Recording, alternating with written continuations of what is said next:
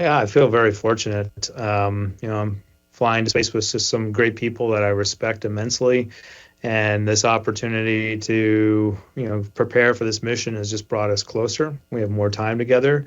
It's not, we're all human, and we have. I think we're always very honest about, like, we have had frictions in the crew, but what's important is that we want to work through them. We're all all of us, all six of us are committed to always identifying the frictions, being honest about it, and then moving through it. And when you do that as a team, it makes you closer.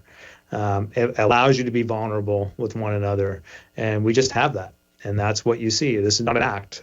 I do shy away from people making the mistake of thinking like this has much to do with me, like Jeremy Hansen. Yeah, it's my picture on the posters with the Canadian flag, and I get that. That's part of my job and my role. But people be very mistaken if they think it has much to do with me. All I did was apply to the Canadian Space Agency, show up with a set of suitable circumstances, get lucky to be selected, and then follow the training flow that's been given to me, and then I get to go to space.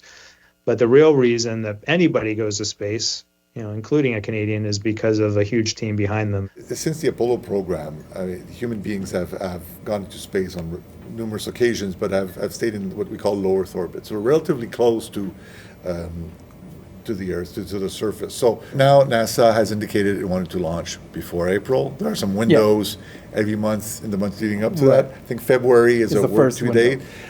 However, I think the astronauts made it clear, NASA, too, on repeated occasions, that as they activate various systems and head towards the launch date, they'll make sure that everything's in place and launch only when it's safe to do so. This constrained environment is very different. So the space station is much bigger compared to the Orion capsule. It's a shorter mission, so that in some respects there's an advantage to that because you're not exposed to the microgravity environment. So the size of the Orion, it's 9 cubic meters, so it's not big. It's about the size of a camper van.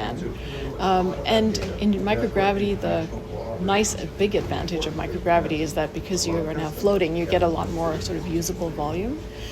So I think height won't be as much of an issue as it might seem on the ground because now you can start floating around.